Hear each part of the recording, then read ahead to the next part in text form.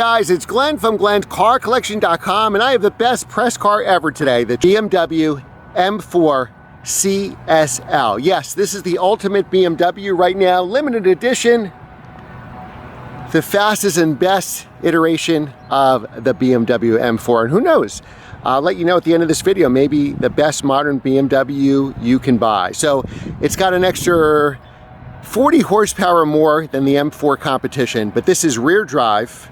It has Pilot Sport Cup tires. Everything is standard on this car, by the way. All the carbon fiber, the seats. The only thing optional on this car is the frozen Brooklyn gray, which we'll go over in a minute. You have laser lights.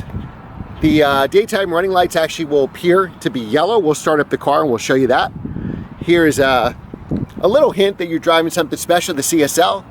And then obviously we have the 50 years of M badge, that's included. Now this is real carbon fiber. So this is a carbon fiber hood inside and out, and this is exposed carbon fiber. So make sure you take care of that if you own one of these cars. I would love to own this car. Now this weighs about 240 pounds less than the equivalent M4. And how do they do that? It's mainly stuff on the interior. Of course this car has a stiffer suspension, but you have the carbon fiber hood, the carbon fiber trunk.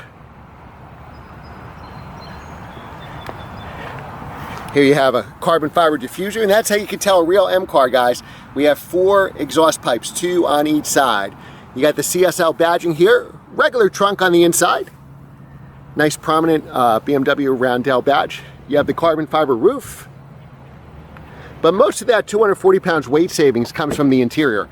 We have 33 pounds less of sound deadening. We have these carbon fiber seats, which are manual seats. So what that does is save about 53 pounds. And if you didn't notice, the rear seat is deleted, saving another 44 pounds or so. So that's the majority of it. You have this carbon fiber center console. I think that saves like 9 pounds. This Alcantara steering wheel, and I can't wait to give it a drive. So again, 40 more horsepower, which brings it up to 543 from 503 from the M4 competition. Same torque, 479. So how do they do it? Well, they turn up the boost and add more cooling. So let's get inside and I'll show you the interior features, and then we'll take it for a spirited drive. And at the end of this video, I will tell you how you can get one. So make sure to subscribe so we keep getting more and more press cars. Like and comment in every video. Comment and let me know what car you want to see next. All right, so now we're inside the M4 CSL. We never got an E46 M3 CSL, so this is really special to get it here in the US. So we're gonna start it, and it starts almost like you know, regular M3 or M4 with the start button here, foot on the brake. It's automatic only, so 8-speed ZF, not a dual clutch. So let's start it up. Wow, have you ever heard a stock car sound like this? Unless it was a Performante 812 Superfast. Sounds amazing. So let's look at the window sticker real quick. The good news is everything is the same as my M340i with the iDrive system here. I've done a ton of videos on that car because I had it 3 years. The lease just ended. So you could easily look up, let's turn the fan speed down here. You can easily look up all the infotainment. So different than the M2, the other 2023 models have the 2 screens here with all the apps. This is not that, it's still the old system. So 2023 M4 CSL Coupe, and that's the only way we can get it, an M4, not an M3, so 2 doors, 139,900. Everything is included, the full leather, remote engine start, the M Start Professional, the front end strut brace, the locking wheel bolts, the M differential, the adaptive suspension, the 19-inch wheels in the front, 20s in the rear, shadowline lights, the 50-year emblems. Now this has carbon ceramic brakes, and these are not M compound brakes, which are steel. These are actually the ceramic brakes, and they're included in the price. So the only thing you have to pay extra for this, and you know, you still have modern conveniences like Apple CarPlay, the park distance control, auto climate control, wireless charging here for your cell phone. The only thing that you have to pay extra for is this paint, which is, like I said in the beginning of the video, frozen Brooklyn gray metallic, and that is a $4,500 option. So with a $995 destination charge, The sticker price, if you can get one anywhere close to sticker, is $145,395. Gas mileage is 16 city, 23 highway, averaging 18. All right, so now we can drive this in a couple different modes. Well, so you still have the hard buttons that my 2020 M340 had, so you can save these 8 buttons for anything. You have auto climate control. You don't have to go to a screen like the new cars to do the climate control. You have everything you want here. Now the seat is actually manual, so I'm gonna move it up a little closer just so you can see a little better. You have the carbon fiber interior package that says optional on the M2. It's standard here. You got a lovely carbon fiber shift paddles, so they feel really good to the touch, and they feel expensive actually. You have a good backup camera here. It's not a 360 camera, but you do have sensors, and it will tell you with the lines where it's going to go. You can drive in D, which is automatic mode, which will shift for us. And then it's in S mode, and then there's 3 speeds in that mode, so we can do 1, 2, 3, depending how fast we want it to shift. We'll try all the modes out. Why not? And what we can do now is just similar to the other cars, and we can play around with the exhaust, make it quiet. Why would we do that? Make it loud. Then we press M mode, and then M mode will automatically be in the sport mode here. So what I'm going to do is we'll start driving, and I'll just show you that now. So we're going to drive in automatic mode for the sake of getting out of this parking lot. I need that camera to disappear just to show you the sport mode. So the camera stays on. Okay, so now it's off. So now what we're going to do is we're going to stop. And you feel everything because it has 33 pounds less of interior sound deadening. You feel every rock, road noise, tire noise, which we're going to hear in a minute. So if we press the M button, that road mode, which is, I just call it normal mode, so road mode, again, and it's sport mode, and now we get the tachometer that we do on, say, the M8 competition. And then you can set up anything you want. So you can set up the M1 button, M2 buttons. You can do Sport, Sport Plus. So what we can do is M1, right now, it's not, they have the M dynamic mode, DSC on. So you can play around with everything you want. So we're gonna put the engine in Sport Plus. We'll keep the chassis. See the difference in sound? So efficient, quiet, Sport, slightly louder. Sport Plus, you can hear the difference. Comfort steering, comfort brake, you can put that into Sport. And like we did with the M2, we can play around with the chassis. So we'll do in comfort level just so we don't have too many bumps here. So let's take it out for a spin. All right, so the first thing you notice here is a very prominent heads-up display. This is probably the biggest heads-up display I've ever seen, and it is fantastic. All right, so we're gonna drive in manual mode. So we click it to the right, and now we have to shift for ourselves.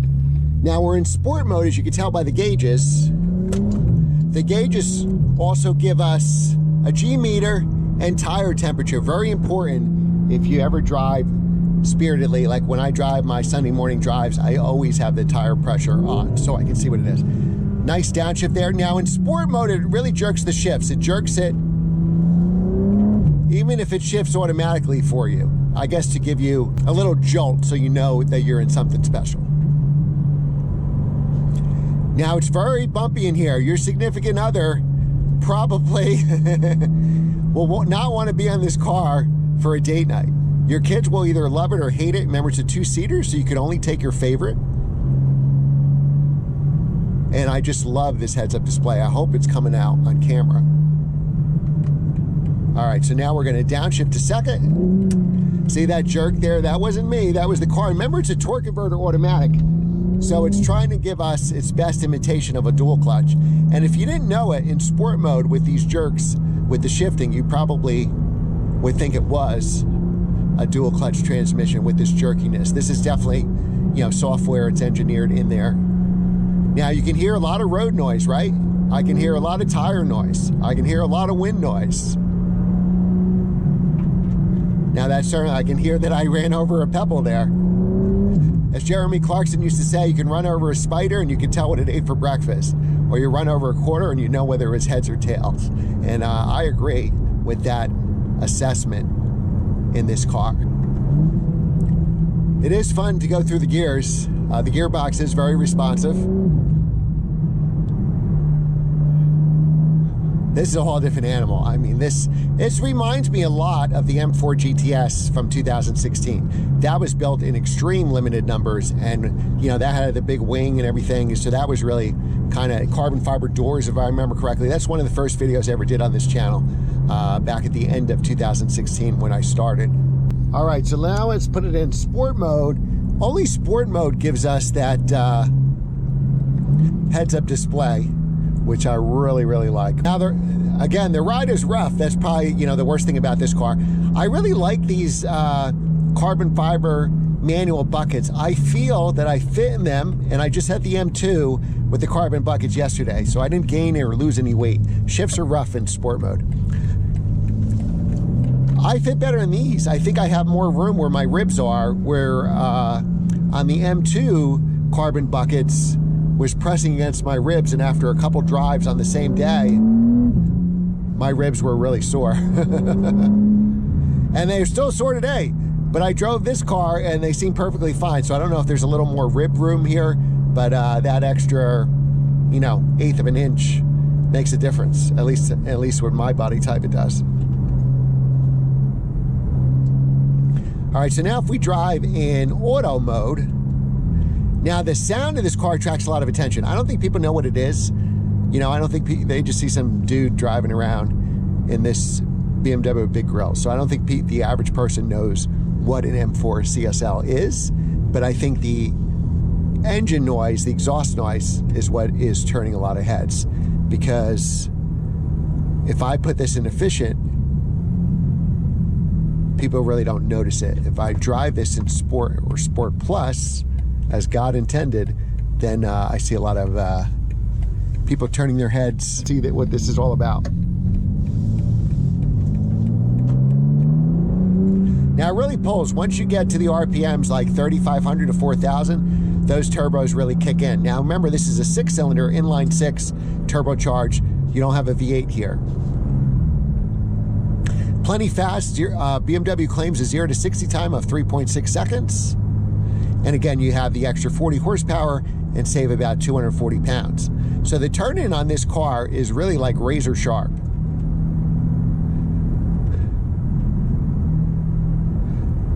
The rear subframe is solid to the body on this car, so it just feels so stiff. And what they did to get that sharp turn-in, besides obviously suspension, is they have more negative camber in the front wheels. And that's a mod I used to always do with all my cars. I used to love cars like E46 M3s, E90 M3s, and even other cars I've had from the 90s. Two mods that I always did were pretty cheap, is get as much negative camber alignment as you can. You can hear those pebbles that we're running over, right? In the M2, we wouldn't hear those at all, but without the sound editing, we hear that. And I always do sway bars on the car to get whatever turn-in or oversteer I wanted for, say, autocross, and as much negative camber in the front as I could to get as much as a razor-sharp turn-in. So this probably has some of the best turn-in, this side of, say, a Lotus Evora of any car I've driven recently. And it's a different beast. You're not cross-shopping, I think, a regular M4 in this car. And likewise, you're not buying an M4 and saying, well, I'm gonna make it into a CSL. You can't with all these changes. Now, if I go over, I'll try to find some manhole covers, and you'll hear it, kind of the jolt we get in this suspension from it.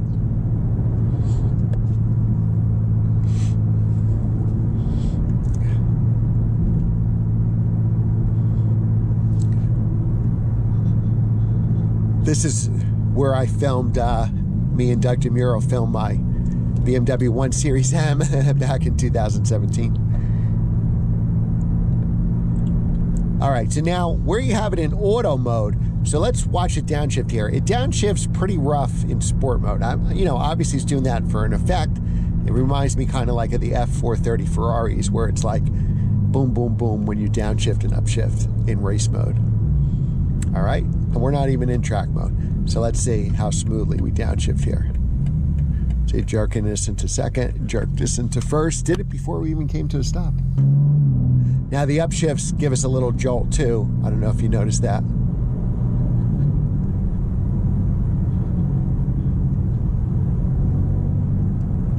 These are the smooth. All right, let's go over this part. There we go. Feel that? Well, that's what losing your sound deadening does. You feel it, which I don't know, probably didn't come across on camber.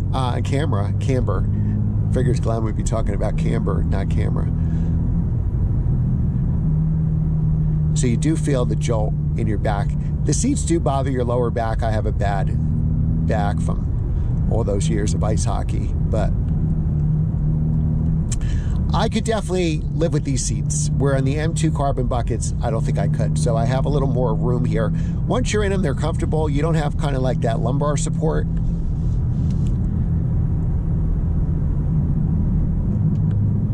But the turn-in here is just incredible. Look how easy it turns in. Look how sharp that turn-in is. No understeer on these roads.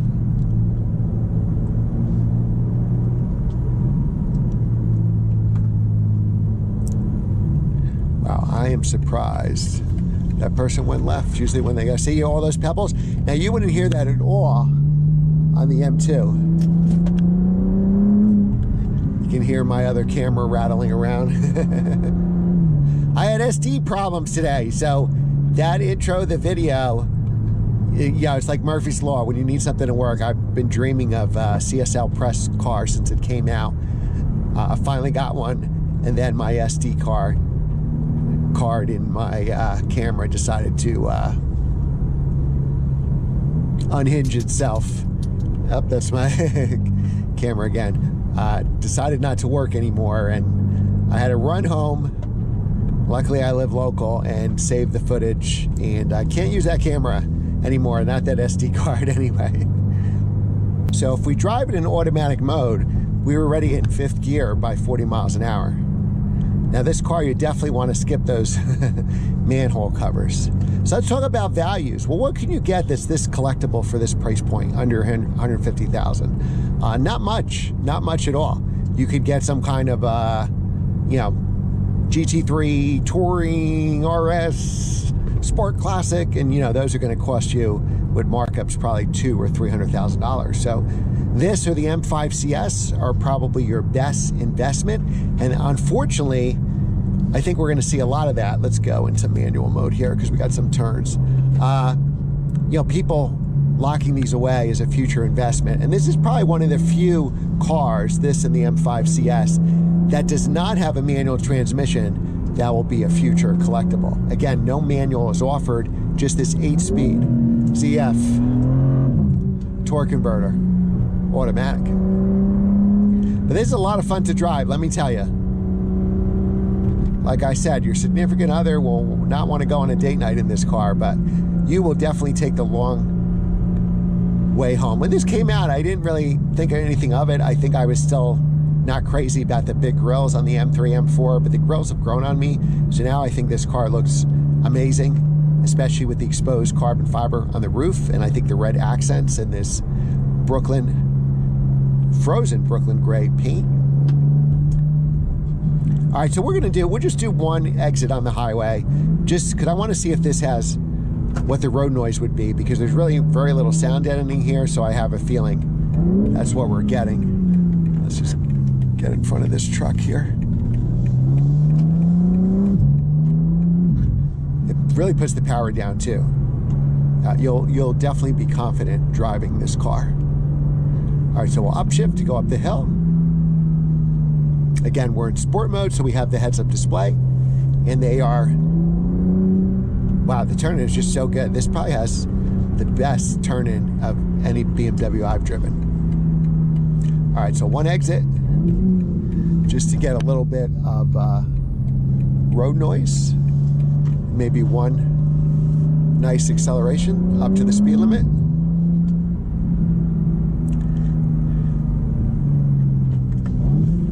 Now this gives you a real sharp turn here. And what we'll do is we'll merge. So we'll downshift to first gear.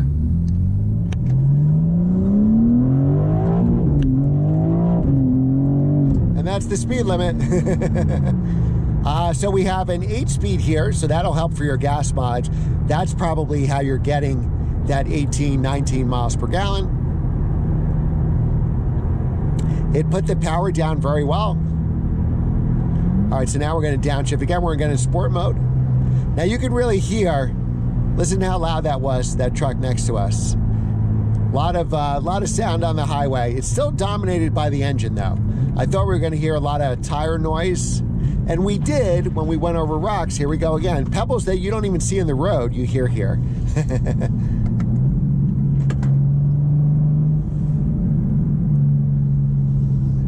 But, you know, the engine is the dominant characteristic in this car as far as what you hear when you're driving. All right, so now let's drive in normal mode, and let's let the car shift for itself.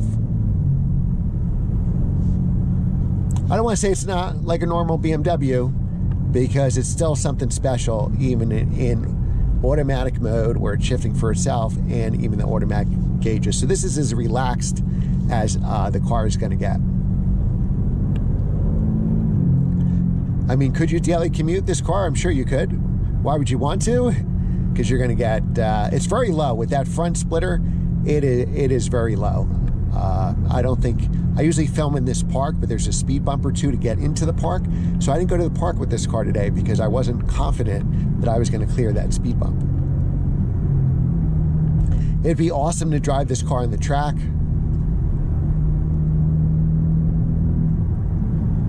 And that's kind of like the conundrum. This would be a great car to drive on the track because it is pretty much a track car for the street. But do you want to get all the nicks and stones and scratches on the track in your collectible car? From experience, you know, to have the experience of this car, absolutely. To keep its value, probably not. Now, the M4 GTS was kind of funny. They didn't sell well. I don't think people was ready for such a hardcore car. So when I bought my M2 new in 2016, they had a 16 M4 GTS, and I think the sticker was like 139, somewhere in that range, and they would give you like a deal. They'd give you way under sticker to buy that car, to take them off their hands. They were just sitting in dealerships, and they only made like 300 of them or something like that. And then they went down in 2020, like everything else during the pandemic and lockdown, into like the 70, 80,000. And, you know, now they're up to the stratosphere, just like every collectible car. So that was kind of the time to buy them. So I don't know, with the limited production here, if we're going to see the same results. I think we would need some kind of recession or something else BMW enthusiasts would go after. Like, for example, we had the M5 CS. Maybe if they made an M5 CSL, or M2 CSL, which I think there will be, that'll take attention off this car. It won't be the hot car anymore. People will trade these in to get, say, the M2 CSL, the M5 CSL, the M8 CSL, whatever it is. And then that'll be the time to buy, because this is still a special car that I think will go up in value long term. All right, so we're going to end it here. So thanks again for watching. Remember to like, share, and subscribe. Make sure you comment and like every video, and let me know what car you want me to review next. Keep saying that every video. If I get enough people saying it, I can go to a manufacturer and get the press car, say, look, these are all my subscribers, and this is what they want me to drive. Thanks again for watching, and I will see you next time.